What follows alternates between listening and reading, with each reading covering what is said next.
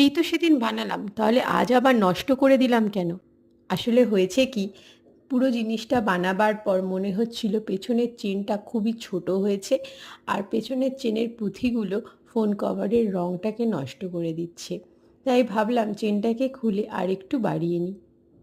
অন্যদিকে ভাবলাম ঠিকটা যদি তোমাদের সাথে ভিডিওতে শেয়ার করতে পারি, যেটা ভুল করেছি সেটাই বা কেন শেয়ার করব না।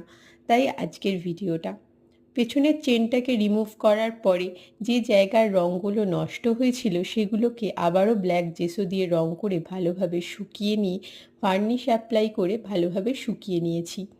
এবারে পেছনের চেনটা বানাবার জন্য আমি এখানে 12টা পুঁথির ইউজ করছি। আগের বারের চেনটাতে আমি 10টা পুঁথির ইউজ করেছিলাম।